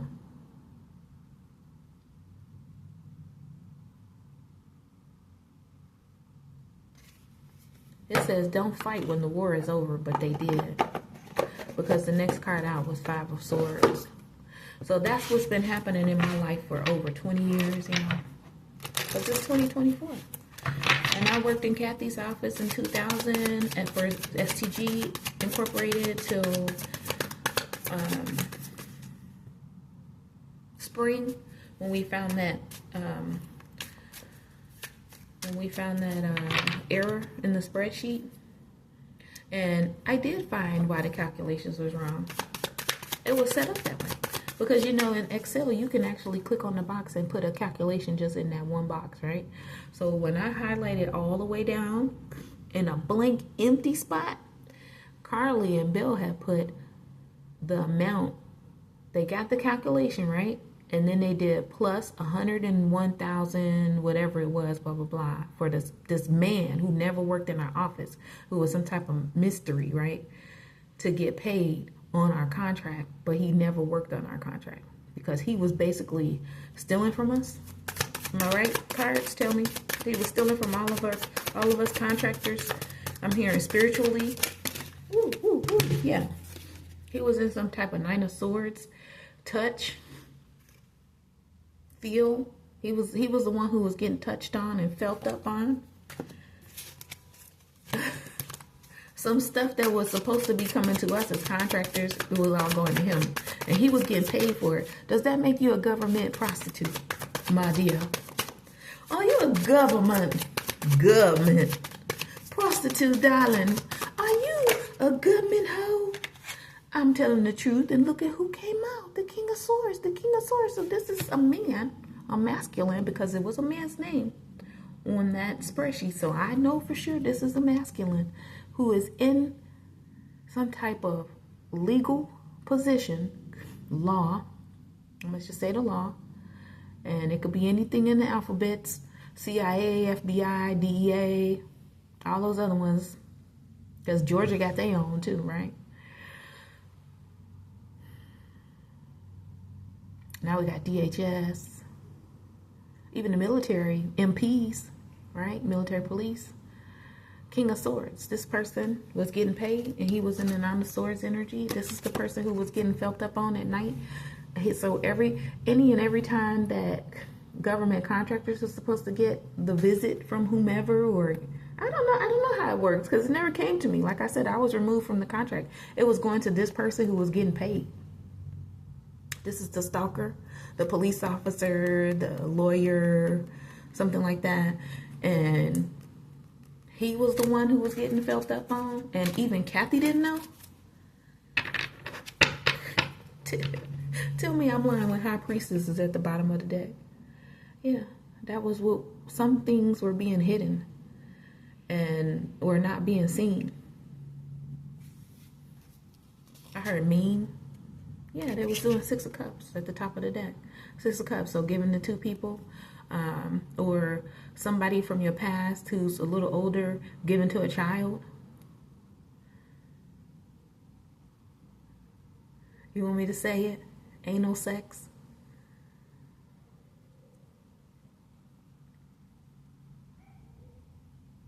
Not giving and receiving. It's one person giving to two people, okay? Or it's an older person who clearly was this King of Swords given to a child.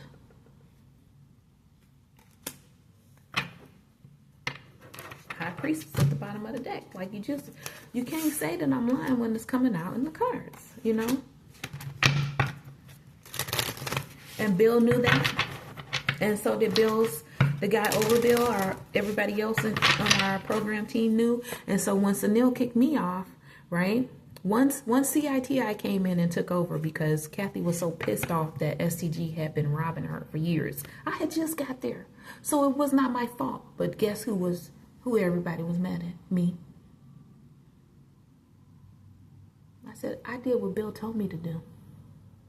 And he tried to act like his hands were so clean. Look at me. I had nothing to do with it. It's Octavia found it, and blah, blah, blah. Everybody was pissed off at me as if I made them lose their income when Bill knew and the PM knew that this was the end. and that they were going to be found out because something illegal was happening with that put some person in the Nine of Swords energy, which means that they were all up in their head about something. They was getting touched on and felt on at night, couldn't sleep, being kept awake. You see how those swords are above that person? Yeah, that's like somebody upside down coming out of the ceiling could come talk to somebody or touch on somebody. That's what they was doing. Want to know how I know? Because Tim Ryan used to come to me in my dreams at night. What I thought was my dreams at night. He was in the Hierophant position, right? That's what's at the bottom of the deck. Tell me I'm lying when Queen of Swords came out. I'm telling the truth. He was in the Hierophant position, working in an institution in a high-level job, GS-14, deputy of the office, right? In charge when Kathy is not present. It came to me in my dreams. I thought it was a dream all this time, even now today. I thought it was a dream. Because I was asleep. I thought I was asleep. And now today, with me being more aware and having more self-awareness of who I am and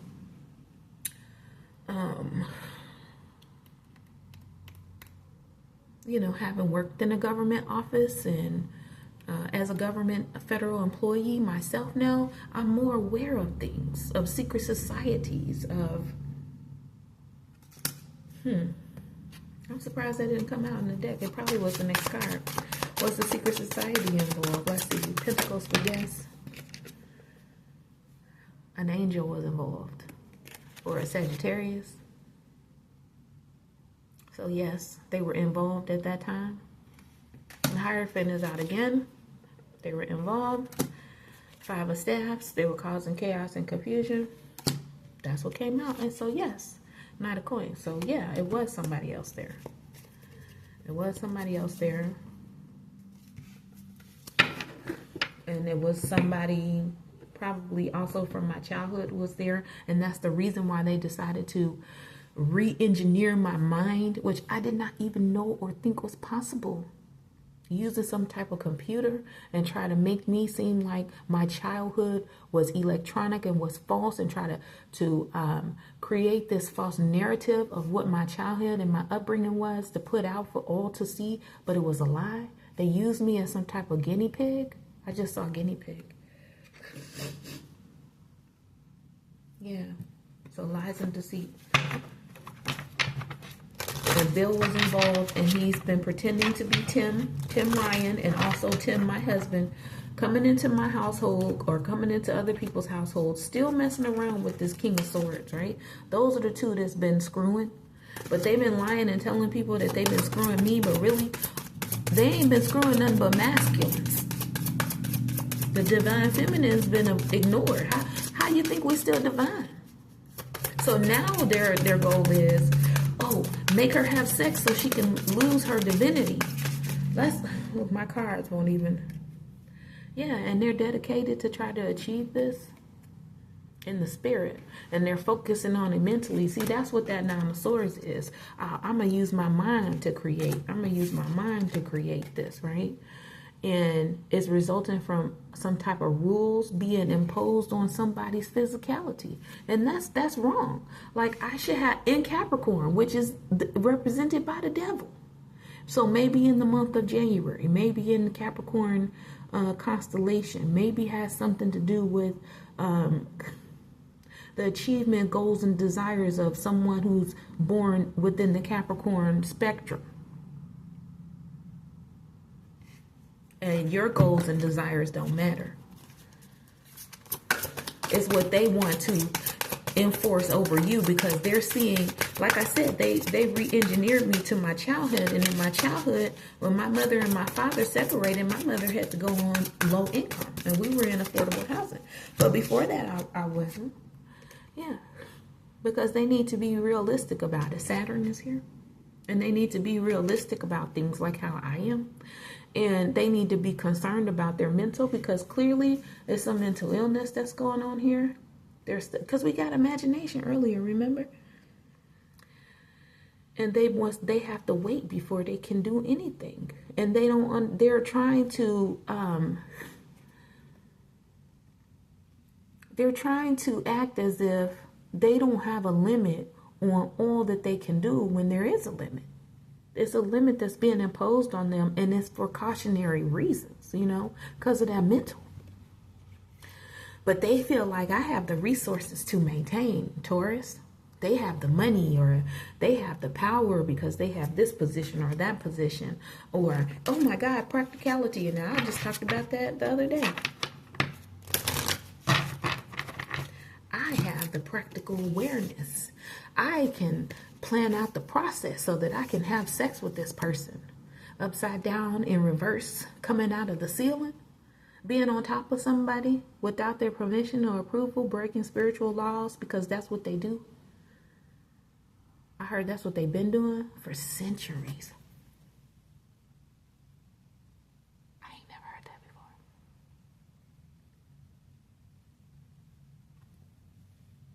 Wow.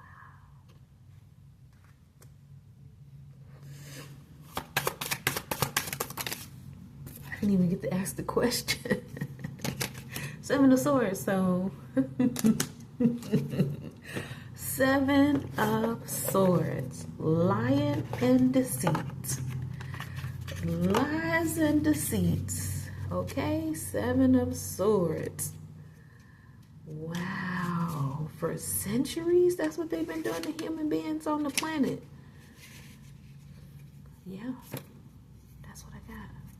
Seven of Swords, lies and deceit. Hard work, calling themselves visionaries, saying much work is required, but it may not pay off as well as hoped. They're trying to take the easy way out, not realizing that trouble may follow. I want to tell you what the card said, what the book about the card said, and not just what my intuition is telling me, because they don't want to stop doing it. But here's my thing. I don't want them to keep saying that I'm low income and that I have no income and that I am all of these things that they've been doing and trying to make it stick to me when I didn't do it. Why do I deserve that? They're going to face the consequences for that. That's why Saturn is here, because it's Saturn retrograde, so all these things are coming out. I don't think they were prepared for that. Somebody... They call themselves a genius, but they don't know everything. They don't know everything. And with that, I'm going to end this. So yes, we're aware of Kathy and Bill's workplace affair. And now Bill has been trying to run around and tell everyone that it was me. But not only was he sleeping with Kathy, electronically or whatever, however you want to say it, he was sleeping with a man. Because when she left, when she decided to retire, once Tim retired and she decided to retire, he got Tim's job and he got to work with Tim Ryan. And so, of course, he got to do what Tim was doing. And now he's been lying on me and running his mouth and gossiping about me. Because what they did was they used me as the person to run all of these things on, and then to hide and to cover up what they did to me in their government matrix within the office, right? Because that's what I'm going to call it, because it's a whole program that they use to come to me so that they can do all of these things in reverse, upside down, out the damn ceiling and shit, right? I don't care what the hell they do, but don't lie and say you've been doing that to me and when it wasn't never me. And you doing things to people's bodies without their consent. That ain't right. You all up in somebody's head and mind and want to keep doing it. And then on top of that, you're stalking me and hacking into my devices, hacking into my email account so that I can't have access to my social media accounts anymore because you want to keep up with your deceit and your lies because you're scared for people to find out you're gay. You're scared for people to find out that you're a gay man because somebody wants to leave you now. And it's not just me, because I've been left. Nobody did anything to fight to have me to stay. Even Bill was mad at me when we lost the contract. You know, when we were with STG and we lost the contract, even he was mad at me. He wouldn't talk to me. He acted like he didn't even know me. He acted like he didn't know what was going on or nothing. He was telling people, "Oh, I got jobs for you guys. You're gonna move on and da da da." And then he gonna come in and say, "I don't have anything for y'all." Why? Because he said there ain't no place like home to me, about me. Ain't no place like home. Why it ain't no place like home? Because he was coming into my house doing things without my knowledge with other people. Because I had a townhouse. So, of course, there's one floor and then there's another floor and then there's another floor, right? If you have a basement, and I did. So he was just, instead of letting things get to me, he was doing it. And then it didn't come to me anymore. I knew I had things one day and then one day I didn't have it. So all this time, I just didn't know that. There's no place like home, but it ain't his home, it's mine. That's an invasion. That's breaking spiritual laws. That's breaking the law. You know, no wonder why I had to keep changing my locks. My foreign neighbors kept asking me, "Who is the man that's coming into your house?" I said, "What man?" I said, "Milton." Once I started, you know, really being involved with Milton, I was like, "Milton?" I said, "My boyfriend, Milton," you know, and she was like, no, he's white. And then once she said that, just a Persian woman, once she said that, then he sent a whole alcoholic, homeless man to come into my home and lay on my couch. When I came home one day, my couch in my living room reeked of alcohol, like someone who had been just pouring liquor on themselves and drinking, and liquor's coming out their damn blood, right? But it also reeked, like it smelled terrible. And like somebody who wasn't able to care for themselves, and he was lying about me. He is responsible for this, him and Kathy, because she was hacking my phone. That's why I don't like Spinelli on General Hospital, because he is the hacker, whatever his name is. And she sent him after me for years, even though I did not work with her anymore, because her and Bill wanted to keep their sexual relations and stuff. All of these lies that they fed to the government. You know, that's not fair. That's not right. I don't deserve it. I never deserved it. And all I can pray for is that they reap what they sow times 10 through to the 7th generation of their family. And maybe one day someone will learn and end the trauma and the consequences that's going on in their family. But for me and mine, we're going to serve the Lord God. Not the Lord, because it's people who think that I'm a landlord, so I'm a Lord. No, you're not. Don't come into my apartment. Don't come into my house physically, mentally, spiritually, in the 3D, 2D, 5D. I don't care what D it is. Don't come in here. You're not allowed in here. Don't come in here after someone else came in here who's doing their job either, because that's not fair to me. Don't play with me. Don't try to take my energy. Don't play in my energy. We're not merging. We're not the same. We can't be together just because you're trying to force something with electronics and stealing my emails and hacking my emails and locking me out of them, and to include my social medias. And then on top of that, trying to make me think that it was other people's fault, because they don't want to show their involvement, because I have a lawsuit against the government of the United States that I was forced to make because Kim wouldn't allow me back to the office. See, I would have went back to work. That's all I wanted. But she said no. And so because she said no, EO said I have to do. No, you have no choice. You have to, right? And they've been attacking me ever since. I don't deserve it. Their lies and deceit is coming out because they're greedy. Sexually, they're greedy. They want people's spiritual gifts. They want people's lives. They want their divinity without putting any efforts or work into it. And that's not fair to me. Anyway, I'm out. I hope that you come back and look at some videos and maybe share the videos or even subscribe to the channel. Thanks.